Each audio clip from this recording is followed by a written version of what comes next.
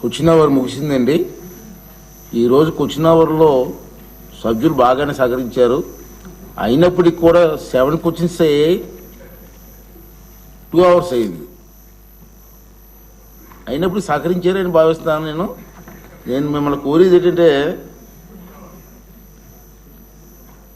క్లుప్తంగా మాట్లాడితే ఇంకా క్వశ్చన్స్ మనం ఎక్కువగా తీసుకోవడం బాగుంటుంది. ఇప్పుడు అతిథిగా మాట్లాడారు విజయనగరం ఎమ్మెల్యే గారు, ఇంత సూటిగా మాట్లాడారు, సింపుల్గా మాట్లాడారు, తక్కువ టైంలో మాట్లాడారు. అదే ఇప్పుడు లోకేష్ బాబు గారు పొగటం కాదు, కానీ మంత్రిగా సమాధానం చేసి చాలా క్లుప్తంగా వివరిస్తున్నారు, తక్కువ టైంలో సబ్జెక్ట్ క్లుప్తంగా. దీన్ని ఎమ్మెల్యేలు మంత్రులు అలవాడుకోమని చెప్పి నేను రిక్వెస్ట్ చేస్తున్నాను. డిమాండ్ చేయలేదు, రిక్వెస్ట్ చేస్తున్నాను టైం కలిసి రావడం కోసం. ఇప్పుడు వచ్చిన అవర్ పూర్తయిందండి, 0 hour. నేను చెప్పాను, నేను మీటింగ్లో కూడా చెప్పి 0 hour కూడా మీరు ఉపయోగించుకోమని. కానీ నాకు వచ్చిన 3 పేర్లు వచ్చాయి. ముందు నేమ్స్ చదవాలని, వచ్చిన పేర్లు అప్లై చేసుకున్న వాళ్ళు మీకు అవకాశం ఇవ్వాల్సిన ధర్మం నాకు ఉంది. ప్లీజ్. ఇప్పుడు సింధూర్ రెడ్డి గారు,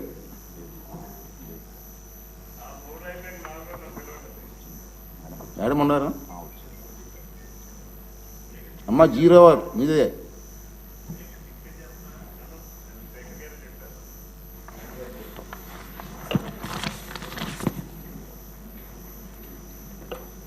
సార్ నమస్కారం సార్.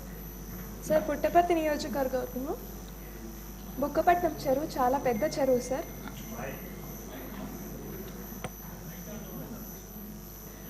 సార్ దీని కెపాసిటీ వచ్చి 0.5 TMC సార్. అండ్ విస్తీర్ణం వచ్చేసి 2020 acres సార్.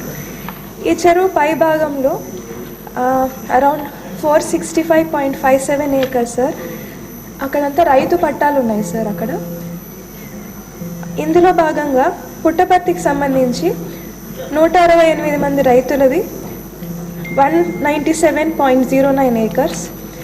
బుక్కపట్నం సంబంధించి 209 రైతులది 255.32 acres. అండ్ కొత్త చెరువు సంబంధించి 15 మంది రైతులది సార్ 13.16 acres ల్యాండ్ ఉంది సార్. ఈ 3 మండలాలు కలిపి 392 రైతులు సార్. ఇదంతా కలిపితే వాళ్ళవి 465 ఎకరాలు సార్ భూమి. ఇవన్నీ హంద్రీనీవా ద్వారా నీళ్లు రావడం వల్ల ఇవన్నీ ముంపుకి గురయ్యాయి సార్.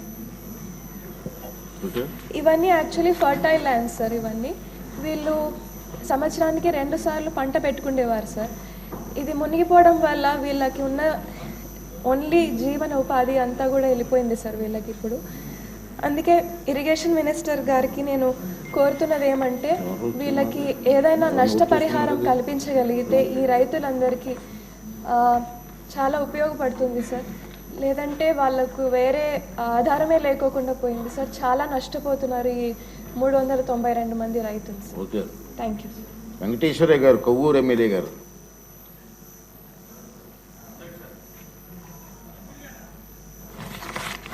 ధన్యవాదాలు అధ్యక్ష. మా కొవ్వూరు నియోజకవర్గంలో ప్రభుత్వ ఏరియా హాస్పిటల్ ఉంది అధ్యక్ష. అది పూర్తిగా కూడా మెట ప్రాంతానికి సంబంధించినటువంటిది ఉంది.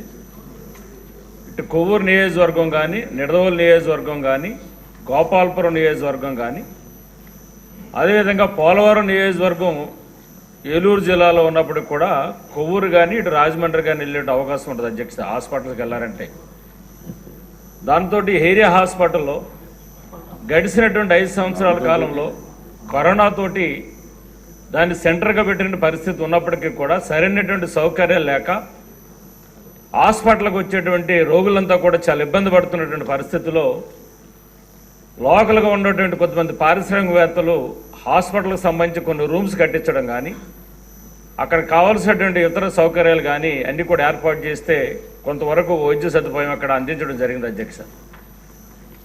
అక్కడ ఏరియా హాస్పిటల్ ఉన్నప్పటికీ కూడా సరైనటువంటి డాక్టర్స్ కానీ, అదేవిధంగా నర్సెస్ కానీ, సరైనటువంటి ల్యాబ్ సంబంధించి టెక్నీషియన్ కానీ ఎవరు కూడా సరిగా లేక చాలా ఇబ్బంది పడుతున్న పరిస్థితి ఉంది ఆ శాఖ.